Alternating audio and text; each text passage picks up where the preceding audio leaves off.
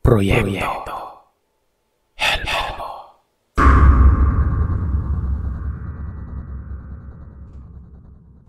Tawagin niyo na lang ako sa pangalang Roberto. Nais kong ibahagi sa inyo ang personal naming karanasan ng aking misis na si Esther sa bahaging Antique.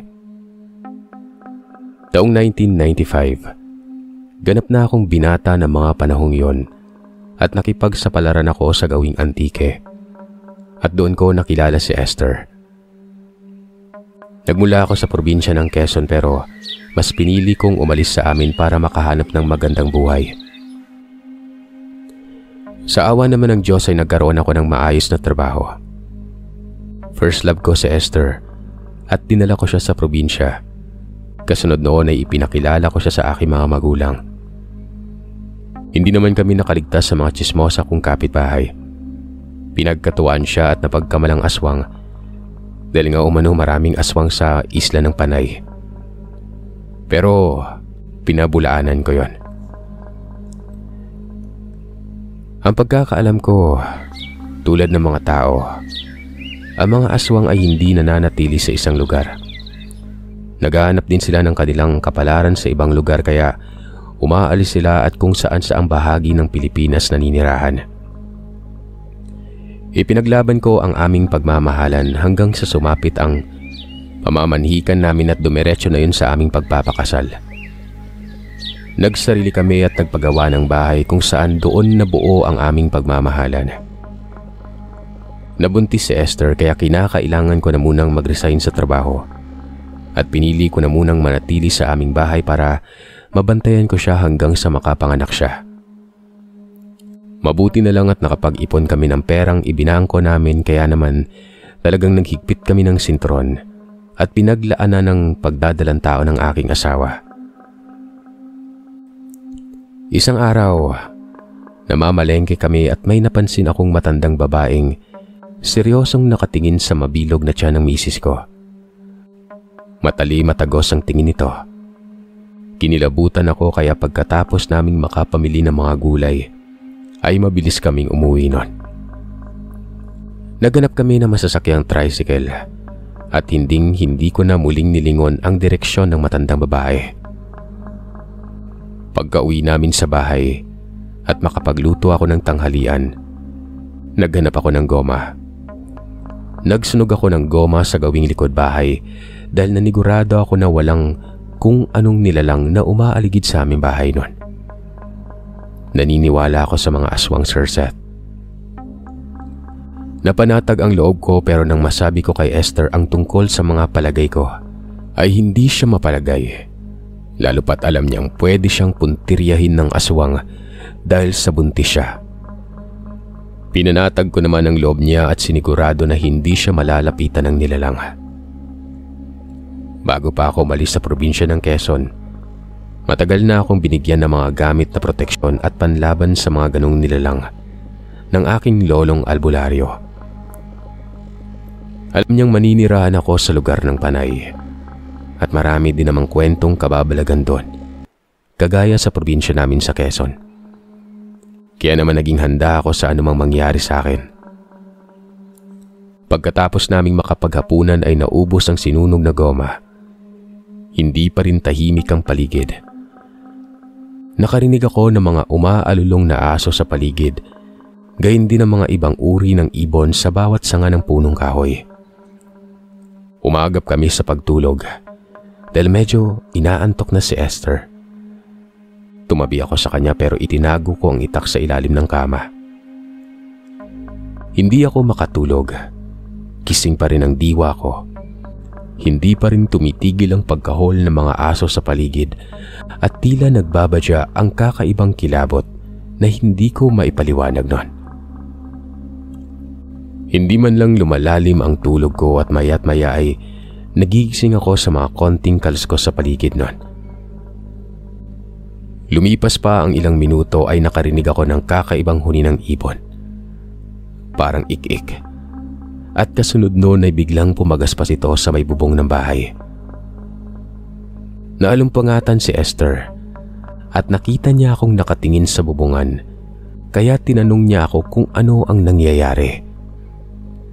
Hindi na ako nagkunwari pa at sinabi ko sa kanya na palagay ko ay may tiktik na umaaligid sa bubong ng bahay nun. Mahina ang huni nito, kaya sigurado akong malapit na malapit ang tiktik sa bahay na yon. Tumayo ako at kinuha ko sa tokador ang nakatagong buntot pagi at pagkatapos ay inihampas ko yon sa may kisame kung saan ko naririnig ang huni nito. Walang tigil ko yung pinaghahampas hanggang sa makarinig ako ng pagaspas ng mga pakpak. Palayo ng palayo sa bubungan. Naisip ko na lumayo ang tiktik at marahil ay natakot ito sa buntot pagi. Nanatili akong nakatingala sa kisame. Matamang pinakinggan at pinakiramdaman ko ang tiktik. Hinintay ko pa ang ilang minuto hanggang sa tumigil ang pag-alulong ng mga aso noon. Wala na rin akong narinig na huni ng tiktik at iba pang ibon. Huminga ako ng malalim at pinayuhan ko na si Esther na humiga at matulog na sa kama. Dahil makakasama sa kalusugan niya kung mag-aalala siya at magpupuyat. Nakinig naman ito sa akin at agad akong tumabi sa kanya. Nagmatsyag ako sa magdamag. Hindi ko magawang matulog ng maayos sa pangamba na baka bumalik ang tiktik na yon. Kinabukasan ay saglit kaming lumabas ng bahay. Nagpahangin kami sa may gawing bakuran.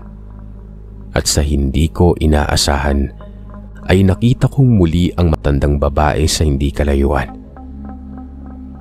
Hindi ako maaaring magkamali dahil sa pamilyar niyang figura.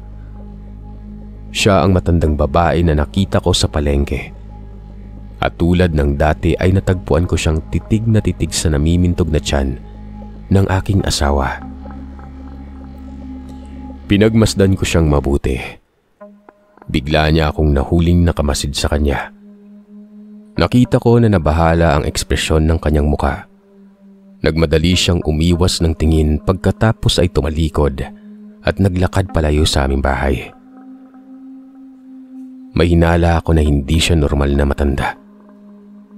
Sa titig pa lamang niya, Sir, at sa sinapupunan ng asawa ko parang may mali na talaga.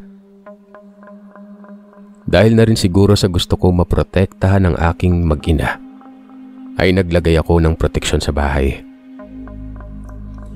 Matapos kong maghanda ng almusal at makakain, kami mag-asawa nun. Naghagis ako ng asin sa bawat pintuan at bintana ng bahay. Maligalig ang isip ko dahil sigurado akong pwedeng may bumisita o bumalik ang matandang yon. Naging normal naman ang buong araw. Hindi na kami lumabas ng misis ko at nanatili na lamang kami sa loob ng bahay nun. Hindi ko ipinahahalata kay Esther na nangangamba ako sa bawat minuto, lalo pa nang dumako ang takip silim. Nagtungo ako sa gawing likod bahay. Doon ako mismo naghasa ng itak. Kasabay noon ay nagkayas ako ng kawayan at pinatulis ko ang dulo nito. Tinusok ko ang itak sa lupa para maging mabisa ang paggamit nito kung sakali man na salakayin kami ng aswang sa pagsapit ng dilim. Bumulong ako ng orasyon na natutunan ko sa aking lolo. Habang pinagmamasdang mabuti ang talim ng itak, bago ko ito inilagay sa kaluban at pumasok ng bahay nun. Dumako ang gabi at lalong lumakas ang pagkahol ng mga aso sa paligid. Nakakarinig pa ako ng mga yabag at kumakantang lasing na malapit sa aming bahay.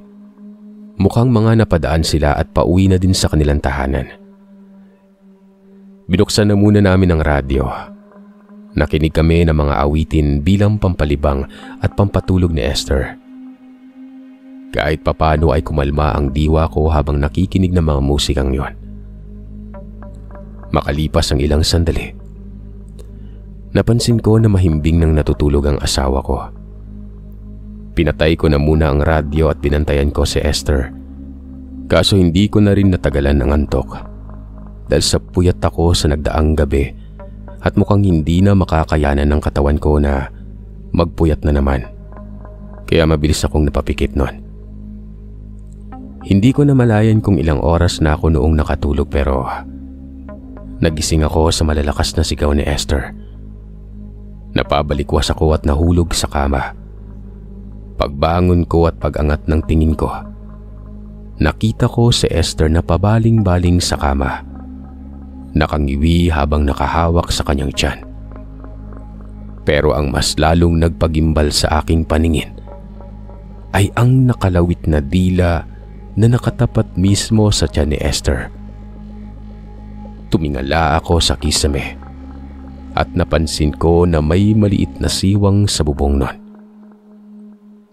Sinenyasan ko na tumahimik ang aking asawa. Nilapitan ko siya at binulungan. Pagkatapos ay kinagat niya ang kanyang labi at tahimik na nakangiwi nun. Kinuha ko sa ilalim ng kama ang kaluban. Maingat kong binunot ang itak. Pagkatapos ay pinatabi ko si Esther sa isang tabi at tinaga ko ang kalahati ng dilang yon. Doon na mismo nagwala ang aswang sa bubungan. Mabilis niyang inilusot pa itaas ang dila niya. Nakipaghilaan ako sa dila nito. Pero mabilis itong nakagalaw pa itaas. Sa puntong yon ay nagawa kong lumabas ng bahay at kinuha ko ang aking kinayas na kawayan. Sumalubong sa akin ang marilag na kabilugan ng buwan. Tumingala ako sa bahaging bubong at inabutan ko pa doon ang aswang. Pinanlisikan ako nito ng mga mata at napansin ko ang nagdurugo nitong dila. Naalarma ang nilalang at naramdaman ko na nagbabalak na itong tumakas. Kaya naman inasinta ko siyang mabuti. Inihagis ko ang kawayan. Eksaktong tumama ang matulis na dulo ng kawayan sa nilalang na yon. Sa lakas ng buwelo, nahulog ang nilalang mula sa bubong patungo sa likod bahay. Kumaripas ako ng takbo patungo doon at inabutan ko itong isang hindi ko maintindiang hayop. Hindi niya magawang makapagsalita pero namimilog ang mga mata niya sa sobrang sindak. At habang naghahabol ito ng hininga, unti-unti itong nagbagong anyo. Nakilala ko ito bilang ang matandang babaeng palaging nakamatsyag sa asawa ko. Bumalik ako sa loob ng bahay para sana kumuha ng gas at ng posporo.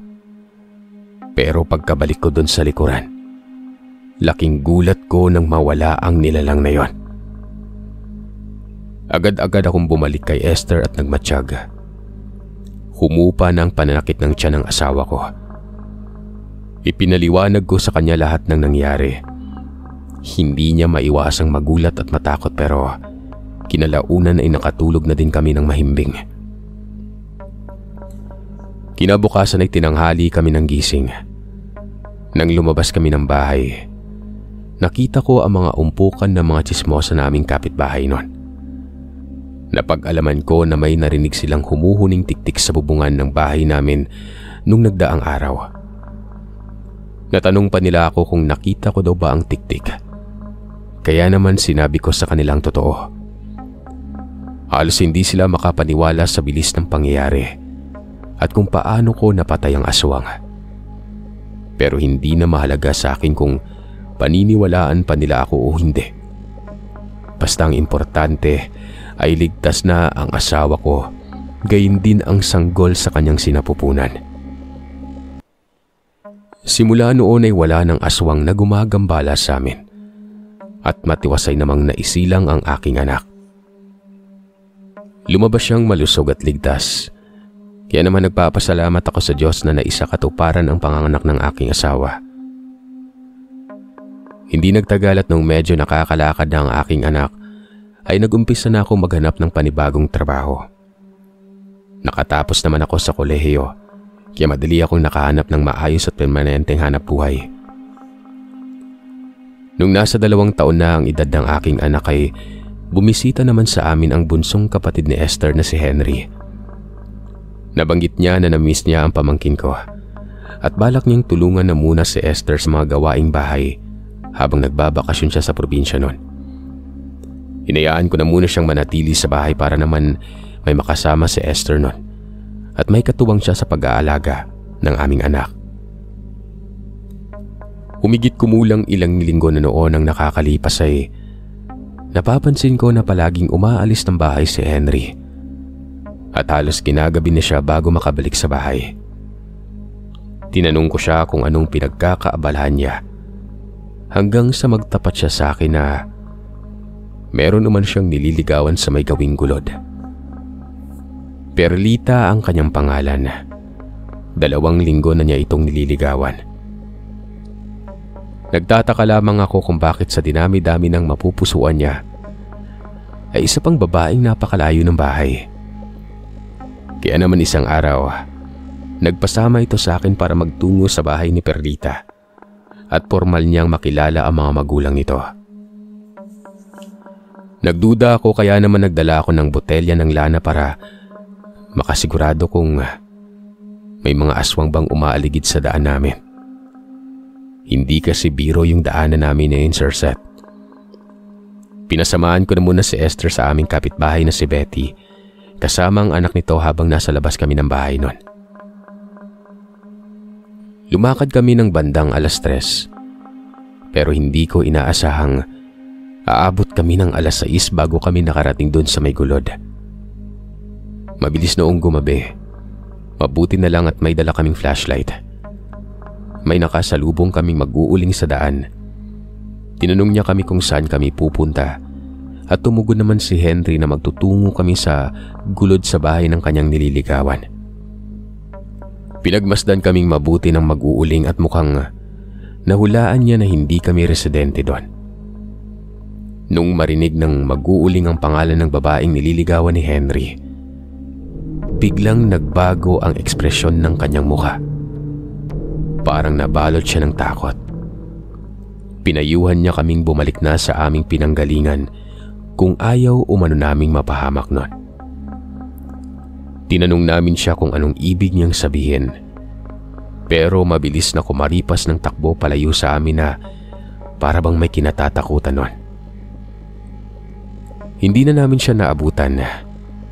Napakatuli niyang tumakbo na parang ayaw niyang makausap pa namin siya. Hindi ko magawang baliwalain ang mga sinabi niya dahil alam ko na residente siya doon at siya ang mas nakakaalam sa totoong katauhan ng pamilya ng nililigawan ni Henry. Lumakas ang hinala ko patungkol sa nililigawan nitong kapatid ng asawa ko at mukhang wala siyang kaalam-alam tungkol doon. Hindi ko alam kung nagkataon lamang ang lahat pero sa ikalawang pagkakataon, makakaengkwentro na naman ako ng ganung nilalang. Sinikap kong magtanong sa kanya kung anong nalalaman niya ukol kay Perlita. Ang naitugon niya sa akin ay mahinhing magandang dalaga si Perlita na nakilala niya sa may bilihan ng isda sa bayan. Nagkapalagayang loob sila hanggang sa maisipan niyang ligawan ito.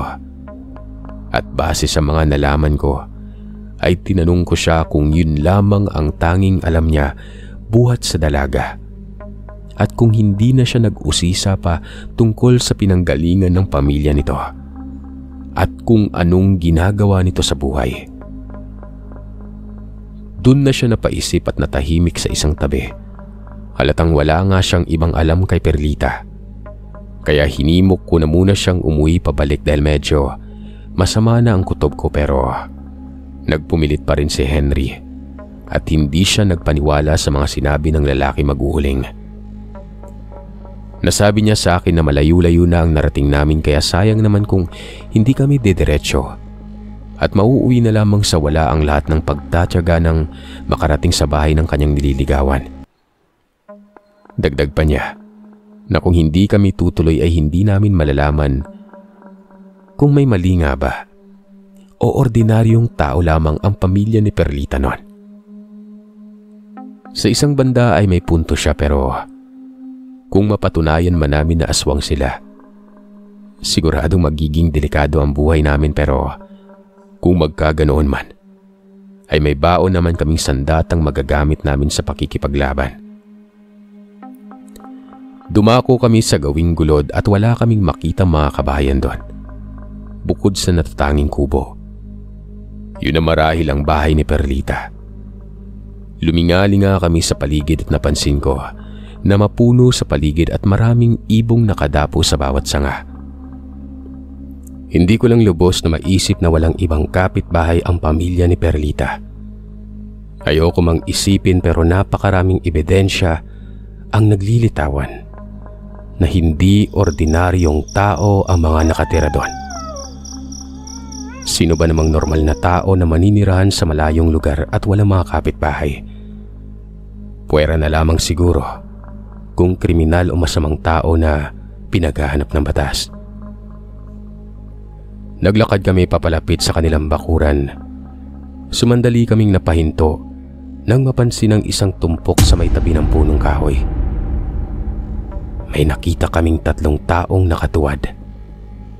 Parang may pinagsasaluhang kung ano sa may lupa.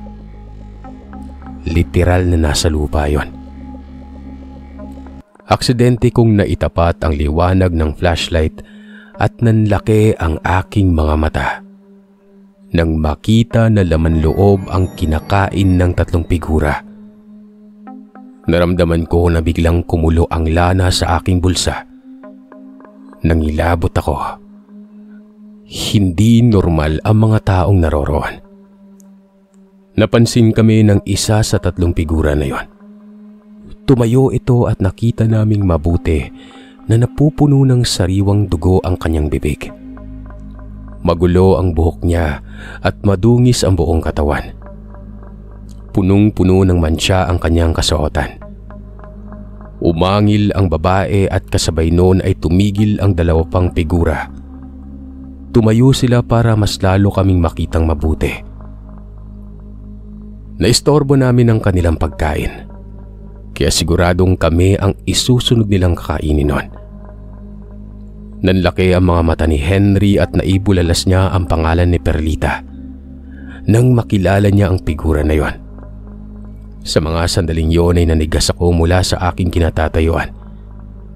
Hindi ko inakala na totoong aswang ang kanyang pamilya. Uli akong napatingin kay Henry at kahit papano ay naawa ako sa kanya. Parang nanlumo siya dahil sinampal siya ng katotohanan. At alam kong masakit yon sa parte niya na ang inakala niyang babaeng nagpatibok ng kanyang puso ay isa palang kampo ng kadiliman.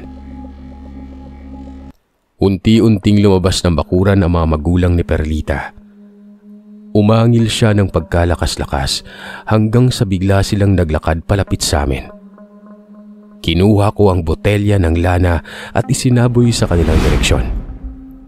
Gustong tinamaan sa braso ang ama ni Perlita noon at bahagyang nasunog ang balat niya. Napaatras ang babae at hinila niya ang kanyang asawa pabalik ng bakuran. Hindi na sila nagtangkang umatake pero buo ang desisyon ko na umalis na sa lugar na yon. Huwag nang maghintay ng pagkakataon na malapa pa kami ng mga aswang. Hindi na ako nagsayang ng oras at inakit ko na si Henry palayo. Hindi naman ito tumanggi dahil nakita ko ang panghihinayang at takot sa kanyang mga mata.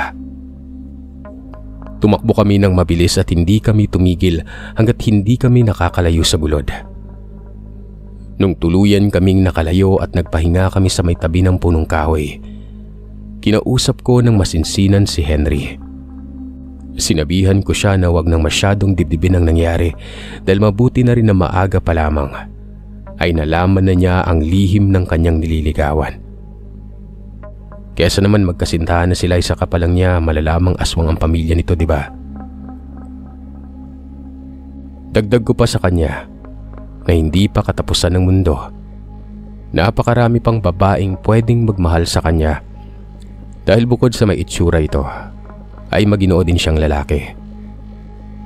Doon na humalakak ng pagkalakas-lakas si Henry. Mababaw lamang siya at madaling patawanin. Kahit papano ay naibsan ng kanyang kaba.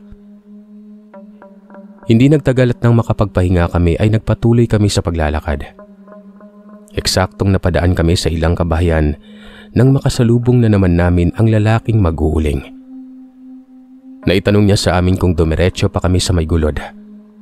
Tumango kami at nabanggit namin sa kanyang aming nasaksihan. Sa mga sandaling yon, nagbahagi na siya sa amin ng kwento na marami na palang nabiktimang manliligaw si Perlita at lahat ng mga lalaking ipinakilala nito sa kanyang mga magulang ay ginagawa nilang pagkain. Kaya simula nang umugong ang bali-balitang yon, ay wala nang nagtangkang manligaw sa kanya. Nagkusang loob pa ang mag-uuling na ihatid kami sa daan pero nagpasalamat na lamang kami. Kami na lamang ni Henry ang umuwi nun. Natuwa naman ako dahil hindi ko sukat akalaing ang lalaking mag-uuling ang tutulong sa amin hanggang sa huli. Hindi siya nagkamali sa pagpapaalala sa amin at magbigay ng babala. Napatunayan ko sa mga oras na yun na may iilang tao pa rin na may malasakit sa kapwa kahit sa maliit na paraan. Inabot na kami ng hating gabi bago pa kami nakauwi sa bahay. Pagkarating namin doon, inabutan namin gising ang aming kapitbahay pero mahimbing nang natutulog ang aking mag-ina. Hindi na namin sila inistorbo at pinauwi na namin ang aming kapitbahay. Kinabukasan ay sunod-sunod na sermon ang inabot ni Henry kay Esther. At simula noon ay natigil na ang madalas nitong paglabas ng bahay. Kinalimutan na niya ang kanyang pag-ibig kay Perlita. At ifinokus na muna ang isip sa pag-aaral at pagtulong sa kanyang pamilya. Natapos ang isang buwang pagbabakasyon ni Henry. Umalis na siya sa aming bahay. Kaso, dumating ang isang masamang balita nun. Namatay ang ina ni Esther kaya naman kinailangan naming magtungo sa kabilang barangay at magtungo sa lamay. Doon namin natagpuan ang mga magulang ng aking bisis at matagal kaming nakipagkwentuhan sa kanila. Napasarap pa ang aming kwentuhan kaya inabot kami ng hating gabi. Nakatulog na ang aking anak kaya naman pinakiusapan kami ng mga magulang ni Esther na doon na muna magpapalipas ng magdamag. At kinabukasan ay uuwi na sa aming bahay. Sumang-ayon kami dahil pagod at inaantok na rin ang aking pamilya. Pumasok na kami sa loob at sinamahan ko na muna sa kwarto ang aking asawa. Pero noong lumalalim na ang gabi ay nagtungo ako sa lugar na pinaglalagakan ng kabaong. At nagulantang ako na hinabutang nakatulog sa isang tabi si Henry. Habang may isang babaeng mahaba ang buhok at nanlilimahid ang katawan na nasa ibabaw ng kabaong at unti-unting binubuksan yon. Isa yung balbal. Mukhang gusto niyang nakawin ng bangkay. Inilabas ko ang langis at winisikan ko ang balbal. Pagkatapos noon ay kinuha ko ang itak at pinagtataga ang nilalang na yon. Lumundag at umilag ito sa akin. Umangil siya na naging daan para magising si Henry. Nagimbal ito sa kanyang nakita. Nahulog siya sa upuan pero mabilis siyang tumayo at tumakbo patungo sa aking kinaroroonan. Sinundan ko ang balbal pero kamuntik na niyang wasakin ang pinto para lamang makalabas dahil sa takot niyang mapuruhan ko siya. Hindi ko na siya inabutan at mabilis siyang nakatakas nun. Hindi ko malaman kung saan ito nagmula at kung paano ito nakapasok sa loob ng lamay. Pero naisip ko na nagbalat kayong tao ang balbal para magkaroon ng oportunidad na manakaw ang bangkay na yon. Lumabas ang ibang kaanak ni Esther at tinanong nila ang nangyari. Nabanggit ko sa kanila ang tungkol sa balbal. Kaya naman hindi na namin nagawang matulog at magdamag na lamang naming binantayan ang bangkay. Kinabukasan ay ipinalibing na kaagad sa sementeryo itong bangkay na ito sa pangamba na bumalik pa ang nilalang. Nagsagawa ng seremonya ng misa bago binasbasan ng pare ang kabaong. Naging sentimental ang tagpong yon at hindi namin napigilang mapaluha. Inihatid namin sa huling hantungan ang mga labi ng kanyang ina at pagkatapos ay umuwi na kami mag-anak sa bahay. Sa dami ng mga nangyari sa amin ay iisa lamang ang naging konklusyon ko. binalak na puntiryahin ng mga aswang na patayin ang aking pamilya. At laking pasasalamat ko sa aking lolo na tinulungan niya akong magkaroon ng kaalaman sa paglaban sa mga ganong nilalang. Napalaki namin ni Esther ang aming anak at nagpapasalamat ako sa Diyos na kahit kinakapos kami sa mga hindi inaasang pangyayari, ay hindi kami nagkakaroon ng malubhang sakit. Iniligtas din niya kami sa iba't ibang sakuna, lalo na sa mga aswang.